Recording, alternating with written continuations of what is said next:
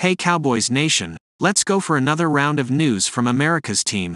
Watch until the end so you don't miss any news and sign up to stay tuned for everything that comes out about the Cowboys. Hit in the mouth. CeeDee Lamb tells Cowboys truth. The Dallas Cowboys need a response against the Miami Dolphins after getting beaten soundly by the Buffalo Bills, and CeeDee Lamb knows it. The Cowboys barely fired a shot in Buffalo as Josh Allen and James Cook and the Bills' offense did as they pleased last Sunday as they racked up 366 total yards, 266 rushing, as Dallas was beaten into submission. But after that shot to the ego, now comes the chance to prove something. I feel like just knowing who you are as a team and knowing your identity and staying true, Lamb said. Some things happen along the road in the journey. It's all about bouncing back and just recovering and responding the right way. While responding and bouncing back are great ways to define what Dallas has to do, saying it and doing it are two very different things. The Cowboys' challenge to bounce back will be a difficult one as they will come face to face with a Dolphins team that does two things extremely well: playing at home and running the football, and coincidentally, those two things just happen to be what Dallas isn't very good at: stopping the run and playing on the road. Miami is 6-1 at home this season, while Dallas is 3-4 on the road, and the Dolphins are fourth in rushing yards per game, 139.6, and lead the NFL in rushing touchdowns, 26. Furthermore, this game could have playoff implications as well. The magnitude of the game and what is in front of the Cowboys isn't lost on Lamb.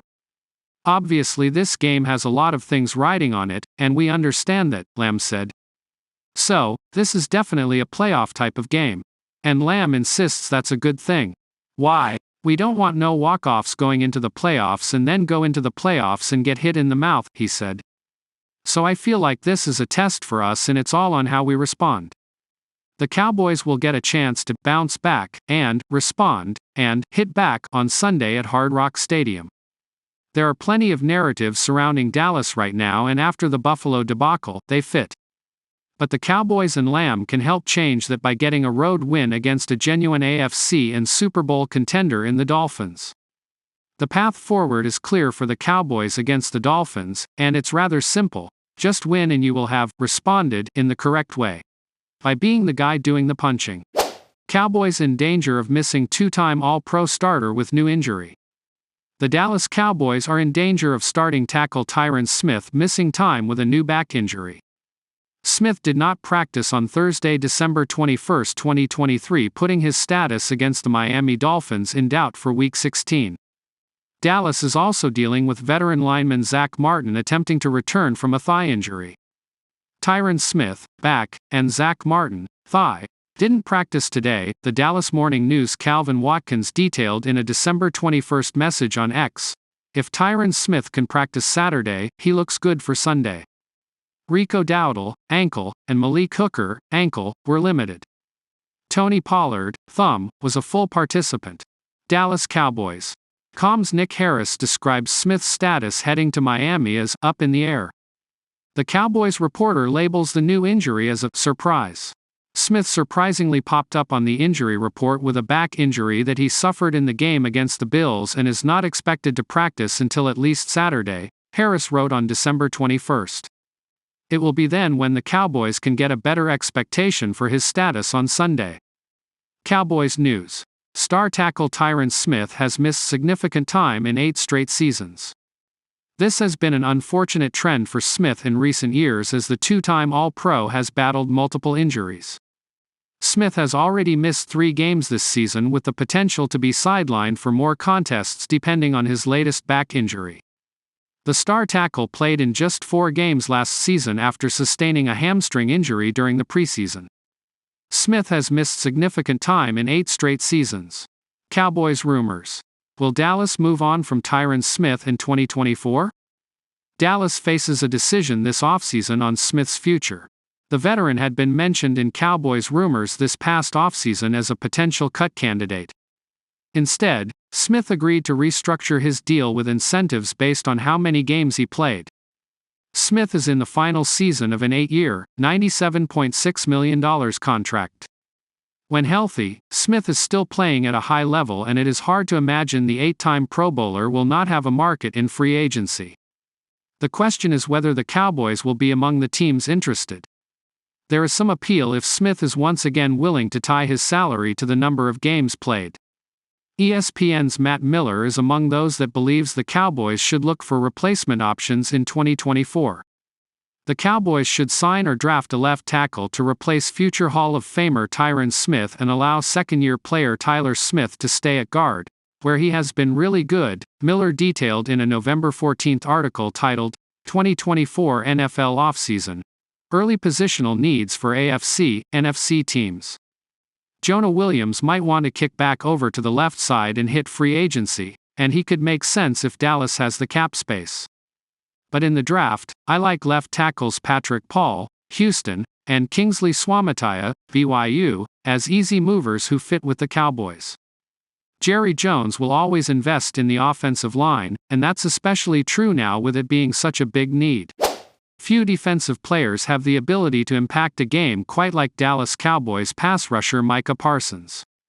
As the Seattle Seahawks found out in their Week 13 loss to the Cowboys, on a pivotal 4th down with the game on the line, Parsons can alter the outcome on a single play. Through the first 14 games of the season, Parsons is on track to set a new career high in sacks, already tallying 12.5. Pro Football Focus credits Parsons with 89 total pressures en route to an elite 92.4 overall grade and 93.8 pass rush mark. While Cowboys quarterback Dak Prescott has consistently been listed among the top MVP candidates across the league, ESPN suggests Parsons is an under-the-radar candidate to steal the award.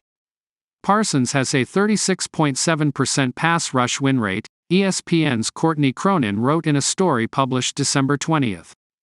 Blowing by the previous record, since 2017, held by Joey Bosa in 2017 at 33.7%. Parsons also has 61 pressures and might break his own record, also since 2017, of 74 pressures in a season. Even though the box score numbers aren't quite there, 12.5 sacks, 1 forced fumble, we can't sleep on how incredible Parsons has been on a down-to-down basis. Despite the fact that Parsons is in the midst of a historic season when it comes to pressuring the quarterback, the 24-year-old faces long odds to win the MVP award. Not only are running backs Adrian Peterson, Sean Alexander, LaDainian Tomlinson and Marshall Faulk the only non-quarterbacks to win the award since the turn of the century, but a defender hasn't been named MVP since Lawrence Taylor took home the award in 1986. Nevertheless, Parsons likely has the best chance of any defensive player to break the 37-year drought.